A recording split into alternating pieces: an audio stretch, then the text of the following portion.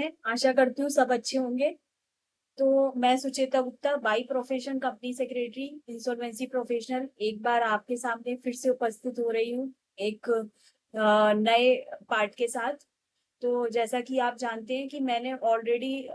6 part तक cover कर लिए हैं और अभी ये जो नेक्स्ट पार्ट है वो मैं स्टार्ट कर रही हूँ। और जहाँ तक जो सेक्शंस थी वो भी 54 सबसेक्शन 2A तक लास्ट पार्ट में कवर कवर कर दी है। तो अब हम एक नए सेक्शन और नए चैप्टर से स्टार्ट करेंगे। वो जो चैप्टर है वो प्री पैकेज इंसॉल्वेंसी का चैप्टर है बेसिकली। और ये जो चैप्टर स्टार्ट होता है वो सेक्शन 54A से स्टार्ट होता है। ये आप मेरी स्क्रीन पर देख पा रहे होंगे, ये chapter 3A pre package insolvency resolution process है और ये सेक्शन 54A से स्टार्ट होता है। तो ये 54A से आज मैं स्टार्ट कर रही हूँ, तो विदाउट एनी डिले स्टार्ट करते हैं। क्या है इसमें और क्या चेंज हुआ है बेसिकली जो प्रपोज किया है आईबीसी बिल 2025 में जो इंट्रोड्यूस हुआ है इन लोकसभा में। तो इसमें क्या इन्होंने बोला है कि A in clause A for the word pre package insolvency resolution process, जो यहाँ देख रहे हैं आप प्री एग्जिस्टिंग है ये, the word pre package insolvency resolution process और creditor initiated insolvency resolution process. तो इन्होंने यहाँ पे एक और वर्ड इंसर्ट किया है, एक ये प्रोसेस और एक दूसरा प्रोसेस भी लेके आए हैं इस बिल में। ये बड़ा मतलब कह सकते हैं, हो सकता है ये बहुत अच्छा प्रोसेस निकल सकता है क्योंकि इसमें क्या मेंशन है, creditor initiated insolvency resolution process. तो बेसिकली तो अगर हम देखें अगर हम सीआईआरपी को भी देखें या कुछ भी देखें तो वो भी creditor initiated insolvency resolution process ही है, क्योंकि बेसिकली या तो फाइनेंशियल क्रेडिटर इनिशिएट करते हैं या ऑपरेशनल क्रेडिटर इनिशिएट करते हैं या फिर कॉर्पोरेट डेटर खुद इनिशिएट करते हैं। तो यहाँ पे इन्होंने क्या किया है, एक अलग से एक प्रोसेस लेके आए हैं, क्योंकि पहले क्या था, एक फास्ट ट्रैक प्रोसेस करके था। आप एक चैप्टर देखोगे fast track insolvency resolution process, ये चैप्टर था चैप्टर 4। इसको तो इन्होंने डिलीट कर दिया। उसकी जगह पे ये क्या लेके आ गए हैं, ये लेके आ गए हैं creditor initiated insolvency resolution process. तो अब मेन मेरे को जो समझ आ रहा है, क्योंकि प्री पैकेज इंसॉल्वेंसी ऑलरेडी है और प्री पैकेज का जो रेगुलेशन है वो ये प्रोवाइड करते हैं कि आपकी 10 लाख से ऊपर का अगर क्लेम है, 10 लाख से 1 करोड़ तक का, तो आप प्री पैकेज में जा सकते हो। और उसमें मैनेजमेंट खुद जाता था pre package insolvency resolution process में, उसमें क्रेडिटर नहीं जा, क्रेडिटर को राइट नहीं था कि वो जा सके। तो यहाँ पे ये creditor initiated insolvency resolution process एक लेके आ गए हैं। और जहां तक मुझे जो लगता है वो छोटी कंपनियों पे अप्लाई होगा, जहां पे आई थिंक 1 करोड़ की लिमिट या तो इनको उसको थोड़ा कम करना पड़ेगा, क्योंकि फिर इस पर्पस का थोड़ा सा वो नहीं निकलेगा आउटपुट। तो देखते हैं, लेट्स सी क्या होता है। अभी तो प्रोविजन ड्राफ्ट हुए हैं, कुछ सेक्शन ड्राफ्ट होती हुई है, तो विल सी क्या होता है फ्यूचर में। तो बेसिकली यहाँ पे pre package insolvency resolution process है, उस वो तो है ही है, और उसके साथ साथ एक और प्रोसेस लेके आए हैं, वो creditor initiated insolvency resolution process है। तो यहाँ पे जो सबसेक्शन 2A था उसके क्लॉज को ऐसे पढ़ा जाएगा कि it has not undergone pre package insolvency resolution process और creditor initiated insolvency resolution process or completed the CIRP as the case may be during the 3 years preceding the initiation date। तो ये यहाँ पे एक चेंज किया है। उसके बाद 54A सबसेक्शन 2 क्लॉज बी इसमें चेंज किया है। इसमें ये कह रहे हैं कि क्लॉज बी में, in clause B after the word resolution process the word or a creditor initiated insolvency resolution process. तो जहां भी मतलब अगर हम देखें मोटा मोटी, तो जहां जहां पे pre package insolvency resolution process में जहां जहां pre package insolvency resolution process आ रहा है या उसका कोई रिजोल्यूशन प्रोसेस आ रहा है, तो वहां पे इन्होंने एक वर्ड और ऐड कर दिया है, क्योंकि ये नया एक प्रोसेस लेके आए हैं, वो creditor initiated insolvency resolution process है, तो उसको यहाँ पे ऐड कर दिया है। तो इसका मतलब या तो अब मैनेजमेंट प्री पैकेज इनिशिएट कर ले, अगर मैनेजमेंट नहीं कर रहा है तो क्रेडिटर को भी राइट है कि वो इनिशिएट कर सकते हैं एक इंसॉल्वेंसी रिजोल्यूशन प्रोसेस। अब देखते हैं 54 subsection 54C, sorry section 54C subsection 3। इसमें क्या बोला है इन्होंने, द कॉर्पोरेट इसको सब्स्टिट्यूट किया है कि the corporate applicant shall along with the application furnish. तो यहाँ पे किया है इन्होंने क्या, the corporate applicant shall along with the applicant, एक एप्लीकेंट वर्ड को भी ऐड किया है, यानी कॉर्पोरेट एप्लीकेंट या तो फर्निश कर, क्योंकि जो सीआई जो pre package insolvency resolution process है उसमें बेसिकली कॉर्पोरेट डेटर, जो कॉर्पोरेट एप्लीकेंट है वो खुद ही अपनी एप्लीकेशन फर्निश करता है। पर यहाँ पे क्योंकि ये हर जगह क्रेडिटर इनिशिएटेड रिजोल्यूशन प्रोसेस को इस इन सेक्शंस में ऐड कर रहे हैं, तो यहाँ पे इसका पर्पस भी यही है कि अलोंग विद द एप्लीकेंट, यहाँ पे इसलिए लगा लिया वर्ड कि अगर एज अ एप्लीकेंट अगर क्रेडिटर इनिशिएट करते हैं तो उस केस में भी इस सेक्शन को पढ़ा जा सके। तो the corporate applicant shall along with the applicant furnish such information as may be specified. Now section 54 section 54F subsection 5, ये था the personnel of the corporate debtor, its promoter or any other person associated with the management of the CD shall extend all assistance and cooperation to the RP. क्योंकि हम ये पढ़ चुके हैं section जो 19 है उसमें हमें सपोर्ट करना होता है पर्सनल को कॉर्पोरेट डेटर के। तो आप जैसा भी जैसे कि पहले भी देख चुके हैं, ऊपर भी मैंने बताया था आपको कि जहां पे भी the personnel of the corporate debtor है वहां पे एनी पर्सन इन्होंने कर दिया है वर्ड, तो यहाँ पे भी प्री पैकेज इंसॉल्वेंसी में भी उसको सब्स्टिट्यूट किया है इस सेक्शन को जो पहले थी, और यहाँ पे सब्स्टिट्यूट करके ये लेके आए हैं कि any person who is or has been the personnel of the corporate debtor or its promoter or associated with the management of the corporate debtor or engaged in the contract for service with the corporate debtor shall extend all assistance and cooperation। वही same section आ गई जो ऊपर हम पढ़ते आ रहे हैं, तो वो पर्सनल नहीं और भी लोगों को ऐड कर दिया, यहाँ पे एनी पर्सन कर दिया, एसोसिएटेड हो चाहे management associated with the management हो, इंगेज हो इन अ कॉन्ट्रैक्ट फॉर, और तो सबको लेकर आ गए हैं यहाँ पे, थोड़ा वाइडर किया है इस टर्म को। तो जो वो हम पहले भी और पार्ट्स में भी कवर कर चुके हैं इस डेफिनेशन को सेम, तो इसलिए मैं बार बार रिपीट नहीं कर रही हूँ। नाउ सेक्शन 54L सबसेक्शन 2, इसमें इन्होंने क्या चेंज किया है, इन्होंने कुछ ब्रैकेट सब्स्टिट्यूट किए हैं। क्यों किए हैं, क्योंकि सेक्शन 31 जब हम पढ़ रहे थे ऊपर भी हमने जब पढ़ा था तो उसमें कुछ सब सेक्शन ऐड हो गई थी। तो इस वजह से जब यहाँ पे हम इस सेक्शन को पढ़ेंगे कि the order of approval under subsection 1 shall have such effect as provided under subsection 1, 3 and 4 of section 31। तो जब सेक्शन 31 में ऑलरेडी और सेक्शन और सबसेक्शंस इंसर्ट हो चुकी हैं, सबसेक्शन 5 और 6, तो यहाँ पे भी हमें उसे कैसे पढ़ना होगा, 4, 5, 6 इन सब सेक्शंस को कवर करके पढ़ना होगा उसको। नाउ सेक्शन 54L, मतलब बहुत ज्यादा चेंजेस नहीं है, जो हम ऊपर पढ़ चुके हैं एक तरीके से उसी को यहाँ पे डिफाइन करके लिखा है, क्योंकि जो अगर ऊपर से कहीं कोई प्रोविजन चेंज हो रहा है तो नीचे भी करना पड़ेगा ना उसको। नाउ 54L सबसेक्शन 3, ये क्या कहता है कि where the adjudicating authority is satisfied that the resolution plan does not confirm the requirement referred in subsection 1, it may within 30 days of the receipt of such resolution plan by an order reject the resolution plan and pass an order। तो यहाँ पे क्या किया इन्होंने, the following proviso shall be inserted, ये तो provision था ही, ठीक है, उसके बाद में एक प्रोविजो इंसर्ट किया है कि provided that the adjudicating authority may before rejecting the resolution plan, यहाँ पे रिजेक्ट कर देता था AA NCLT, मतलब इफ सेटिस्फाइड की resolution plan does not confirm the requirement, जो रिक्वायरमेंट है उनको कंफर्म नहीं कर रहा है तो with in 30 days of the receipt of the resolution plan direct reject कर देते थे।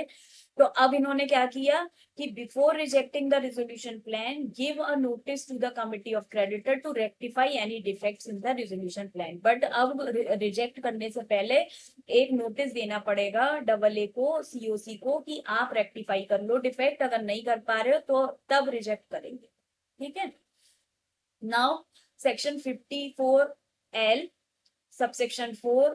क्लॉज B, ये इसमें क्योंकि क्या किया है इन्होंने, बी अगर हम पढ़ेंगे, terminating the pre package insolvency resolution process and passing a liquidation order in respect of the liquidation corporate debtor, section 33। तो 33 में जो सबसेक्शन 1 और क्लॉज बी है उसमें बहुत सारे सब क्लॉज ऐड हुए थे, मैंने आपको पीछे भी बताया था 4 और 5 ऐड हुए थे इसमें। तो यहाँ पे इन्होंने क्या किया, इस ब्रैकेट को अब हम कैसे पढ़ेंगे, 1 2 3 क्योंकि ऐड हुए हैं 4 और 5, तो इसलिए 4 और 5 को यहाँ पे इंसर्ट कर दिया है और इसको सब्स्टिट्यूट करके ऐसे लिखा जाएगा कि subsection 1 of section 3 clause B sub clause 1 2 3 4 5। Now section 54 subsection 54 and section and subsection 4 और क्लॉज ए। तो इसको कैसे पढ़ेंगे कि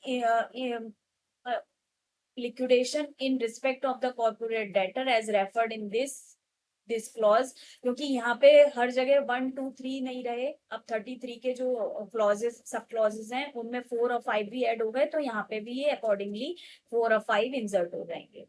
now fast track resolution process, ये टोटली ये डिलीट कर दिया इस चैप्टर को, मैं आपको बता चुकी हूँ 55 से लेके 58 तक जितनी सेक्शन है वो सारी डिलीट हो चुकी हैं, ऑमिटेड हो चुकी हैं, हो जाएंगी, मतलब अभी नोटिफिकेशन में नहीं आया है बट इंट्रोड्यूस हुआ है लोकसभा में, तो उसमें एक्ट में डिलीट किया है, इनको ऑमिट किया है। नाउ चैप्टर 4A न्यू, ये न्यू वन चैप्टर है, इसी के बारे में मैं आपसे बात कर रही थी अभी कि ये creditor initiated insolvency resolution process है। इसमें क्या मेंशन है कि creditor initiated insolvency resolution process, ये नया चैप्टर हो गया 4A और ये हो गया creditor initiated insolvency resolution process. अब इसमें क्या करना है, 58A, क्योंकि नया चैप्टर है तो नई सेक्शंस आएंगी, कोई एग्जिस्टिंग सेक्शन नहीं है, एकदम नई सेक्शंस आ गई, तो हम इसको एकदम शुरू से पढ़ेंगे। सेक्शन 58A ये क्या कहती है, पहले कि the creditor, a creditor initiated insolvency resolution process may be initiated in respect of the following corporate debtor under this chapter, namely, तो जो ये क्रेडिटर इनिशिएटेड रेजोल्यूशन प्रोसेस है वो अगर इनिशिएट होगा तो वो कौन से कॉर्पोरेट डेटर के लिए इनिशिएट होगा, इसको क्लियर करने की कोशिश की गई है। तो वो कॉर्पोरेट डेटर होंगे विद असेट्स और इनकम और बोथ, या असेट्स के बेस पे होंगे या इनकम के बेस पे होंगे या दोनों के बेस पे होंगे, बेलो सच लेवल। तो अब वो बेलो सच लेवल क्या होगा, a corporate debtor with such class of the creditor और सच अमाउंट ऑफ डेट। तो ये अभी प्रिस्क्राइब नहीं है कि वो कौन सी क्लास होगी, कौन सी असेट्स होगी, कौन सा इनकम होगा या कौन सा लेवल होगा, जिससे वो कम होंगे तो इस वाले प्रोसेस में जा सकते हैं उनके अगेंस्ट में। तो इसके लिए बाद में रूल बनाएगी सेंट्रल गवर्नमेंट। तो अभी ऐसा कोई रूल रेगुलेशंस कुछ भी नहीं है, अभी सिर्फ और सिर्फ सेक्शंस इंसर्ट मतलब इंसर्ट किए गए हैं। Now such other category of corporate debtor as may be notified by the central government, तो इन्होंने क्लियर कर दिया कि कोई भी कैटेगरी जो भी नोटिफाइड होगी सेंट्रल गवर्नमेंट के द्वारा, this will be covered in this process. Now subsection 2 पे जाते हैं, ये कहता है 58A सबसेक्शन 2 कि विदाउट प्रेजुडाइज टू सबसेक्शन 1, इसको प्रेजुडाइज नहीं करना है। A creditor initiated insolvency resolution process shall not be initiated in respect of the corporate debtor, तो वो कहाँ पे इनिशिएट नहीं होगी, ये अगर हम creditor initiated insolvency resolution process initiate भी करना चाह रहे हैं इस ग्राउंड पे, ये ग्राउंड सेटिस्फाइड हो रहे हैं, बट किस केस में हम इनिशिएट नहीं कर पाएंगे, हम उन ग्राउंड्स पे इनिशिएट नहीं कर पाएंगे जहां पे for which the insolvency resolution or liquidation proceedings has been commenced and is still undergoing under the provision of the part 2। तो ऑलरेडी जहां पे CIRP ऑलरेडी स्टार्ट हो चुकी है, जहां पे लिक्विडेशन की प्रोसीडिंग ऑलरेडी कमेंस्ड है, ठीक है, तो वहां पे ये प्रोसेस एप्लीकेबल नहीं होगा। And that has undergone a creditor initiated insolvency resolution process, CIR pre-package insolvency resolution process or complete a CIRP process during the period of 3 years। Suppose करिए किसी कंपनी के अगेंस्ट में या तो PIRP ये PPRP वाली प्रोसीडिंग इनिशिएट हो चुकी है, प्री पैकेज वाली, या ऑलरेडी खत्म भी हो गई हैं, और CIRP इनिशिएट हुई थी बट वो भी खत्म हो गई है, बट अभी 3 साल नहीं हुए हैं, ठीक है, during the period of 3 years presiding the CIRP creditor initiated insolvency commencement date। तो जब से अगर हम कमेंस करना चाह रहे हैं उस डेट से अगर हमारे 3 साल पहले के एक्सपायर नहीं हुए हैं इन कंपनीज के अगेंस्ट में, इन प्रोसेस को शुरू हुए, तो हम उनके अगेंस्ट में भी ये प्रोसेस इनिशिएट नहीं कर सकते हैं। नाउ नया सेक्शन है 58B। इसमें क्या बोल रहे हैं कि 58B ये न्यू सेक्शन है। अब फाइनेंशियल क्रेडिटर कौन करेगा इसको initiate? A financial creditor belonging to such class of the financial institutions as may be notified। यानी इन्होंने बता दिया कि ये फाइनेंशियल क्रेडिटर करेंगे, बट उनके लिए belonging to such class of financial institutions, यानी इंस्टीट्यूशंस को यहाँ पे कवर किया है, फाइनेंशियल इंस्टीट्यूशंस को, as may be notified by the central government, उसमें भी नोटिफाई करेगी सेंट्रल गवर्नमेंट कि कौन से इंस्टीट्यूशन होंगे, एनबीएफसी होंगी, बैंक होंगी, शेड्यूल बैंक होंगी, पब्लिक बैंक होंगी, प्राइवेट बैंक होंगी, कौन कौन होगा। तो in respect of which a default is committed by the CD may initiate the CIRP for such corporate debtor by appointing the resolution professional in accordance with the provision of this section and subject to such condition as may be prescribed। तो ये decide करेंगे कि कैसे होगा, क्या होगा, बाद में सेंट्रल गवर्नमेंट कौन करेगा, कौन से वो फाइनेंशियल क्रेडिटर होंगे, कौन सी क्लास होगी उनकी। Now financial creditor seeking to initiate the creditor initiated insolvency resolution process shall, before appointing the RP, obtain the approval of the financial creditor or the corporate debtor belonging to the class of the financial institutions notified under subsection 1 who represent not less than 51%। तो यहाँ पे हमें क्या चाहिए होगी, एक तो approval चाहिए होगी फाइनेंशियल क्रेडिटर की ऑफ द कॉर्पोरेट डेटर के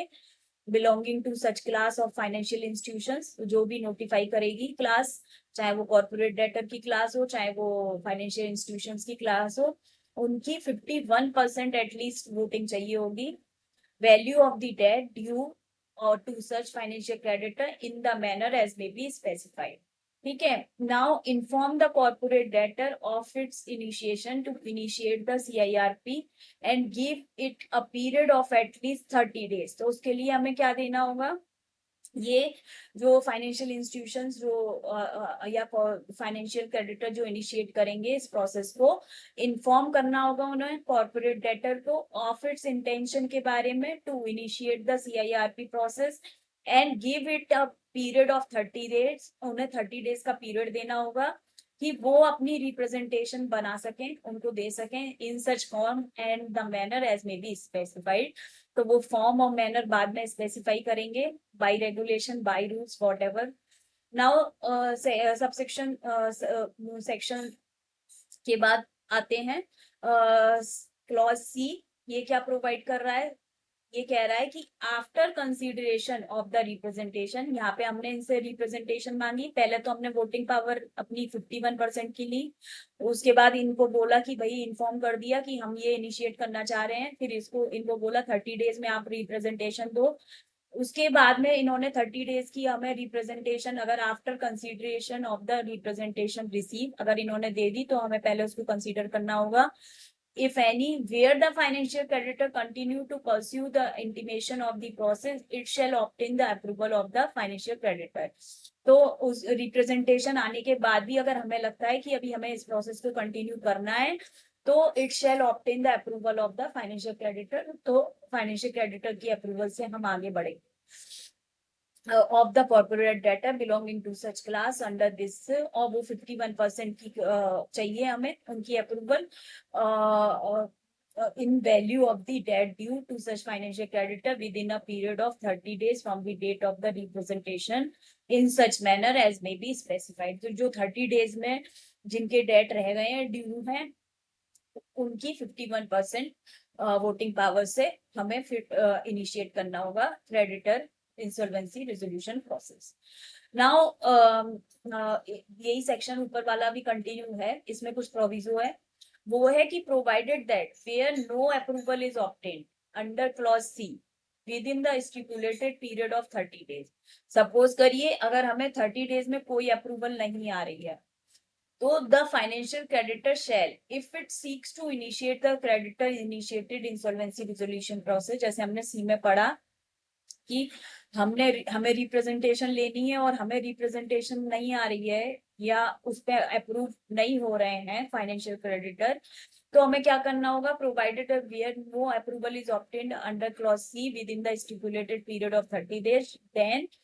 financial creditor shall, if it seeks to initiate the creditor initiated insolvency process, obtain the fresh approval under clause A and comply with the procedure under this subsection। तो जहाँ पे हमने approval लेनी थी और approval हमें मिली नहीं 51% वाले लोगों की 30 days में, तो उसके लिए हमें क्या करना होगा, हमें फिर से फ्रेश अप्रूवल लेनी पड़ेगी। जैसे हमें क्लॉज ए में फिर से उन्हें रिप्रेजेंटेशन देनी होगी, वो अपना रिप्रेजेंटेशन हमें देंगे, फिर हमें दोबारा से क्रेडिटर्स के पास जाना पड़ेगा जो 30 days में जिनके डेट ड्यू रह गए हैं, और फिर हमें इसको प्रोसेस को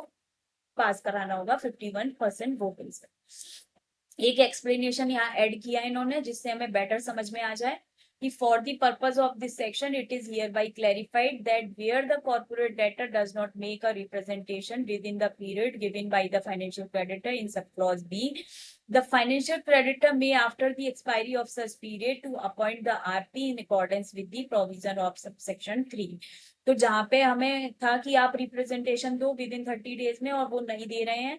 तो फाइनेंशियल क्रेडिटर वो अपॉइंट कर सकते हैं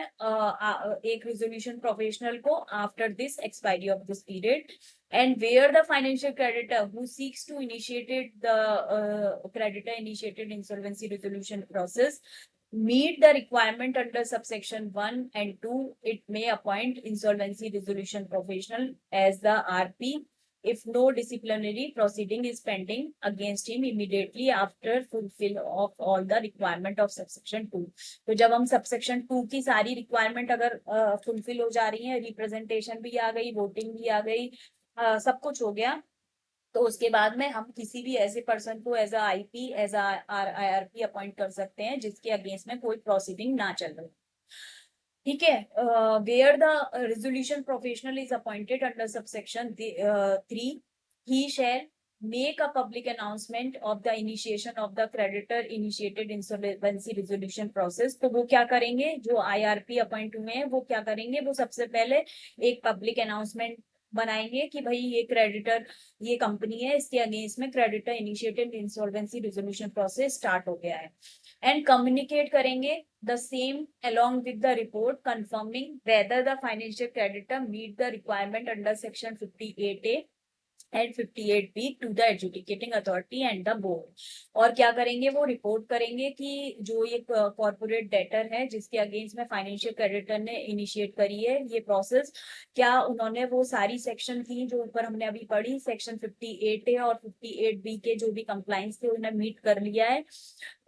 उसके साथ में रिपोर्ट बना के कहाँ सबमिट करेंगे, एक तो एडजुडिकेटिंग अथॉरिटी को देंगे और बोर्ड को देंगे, ठीक है, दोनों को देंगे। सेक्शन 58A अभी ये कंटिन्यू है, 58B sorry, within such period and in such form and manner as may be specified and the creditor initiated insolvency resolution process shall be deemed to have commenced from the date of the public announcement। तो हमारी ये जो process है वो किस दिन से commence मानी जाएगी, ये उस दिन से कमेंस मानी जाएगी जिस दिन पब्लिक अनाउंसमेंट दिया, यानी कि जिस दिन पब्लिकेशन करवाया आरपी ने उस दिन से ये कमेंस होगी। Notwithstanding anything contained in subsection in section 7, 9, 10 and 58(4)(c), no application for initiation of the corporate insolvency resolution process or pre-packaged insolvency resolution process in respect of the corporate debtor shall be filed admitted during the creditor initiated insolvency resolution process period। तो इन्होंने इस बात को भी clear कर दिया कि जो सेक्शन 7 की अगर आप एप्लीकेशन फाइल करना चाह रहे हो, 9 में जाना चाह रहे हो, 10 में जाना चाह रहे हो, प्री पैकेज में जाना चाह रहे हो, तो ऐसी कोई भी एप्लीकेशन आप फाइल नहीं कर पाओगे अगर एक बार ये वाली creditor initiated insolvency resolution process start हो गया। तो फिर एक्सप्लेनेशन इंसर्ट किया है कि for the purpose of this chapter creditor initiated insolvency commencement date means the date of publication under this subsection 4 of section 58B and एक तो जो जिस दिन हम पब्लिक अनाउंसमेंट कर रहे हैं वो वाली हमारी क्या मानी जाएगी, एक तो creditor initiated insolvency commencement date हमारी क्या होगी, इसका मतलब ये वो होगी जिस दिन हम डेट पे पब्लिक अनाउंसमेंट कर रहे हैं। Now creditor initiated insolvency resolution process period, period क्या माना जाएगा, means the period beginning from the creditor initiated insolvency commencement date, यानी ये जहां जिस दिन कमेंस हो रहा है, जिस दिन पब्लिक अनाउंसमेंट हो रहा है वहां से स्टार्ट हो जाएगा इसका पीरियड काउंट करना, दिन गिनना, ठीक है। And ending on the date on which an order passed as per section 58H, यानी 58H अभी हम बाद में कवर करेंगे सेक्शन, तो और under subsection 1 of section 58I और under section 58J read with section 31। तो ये जिस दिन ऑर्डर मतलब हमारा जो पीरियड है वो उस दिन से काउंट होना शुरू हो जाएगा, और ये एंड कब होगा, जब इस टाइप के कोई ऑर्डर इन सेक्शंस में जो ऑर्डर हैं वो पास हो जाएंगे, ठीक है। नाउ अब objections to the commencement of the process, क्या ऑब्जेक्शंस हो सकते हैं, the corporate debtor has any objection to the commencement of the process. Suppose करिए अगर कॉर्पोरेट डेटर को कोई ऑब्जेक्शन है, पहले तो उसने रिप्रेजेंटेशन दी, ठीक है, रिप्रेजेंटेशन नहीं मानी उन लोगों ने, फिर भी क्रेडिटर इनिशिएटेड ये वाला प्रोसेस स्टार्ट कर लिया फाइनेंशियल क्रेडिटर ने, तो अब क्या करेंगे, अगर उन्हें फिर भी ऑब्जेक्शन है सीडी को,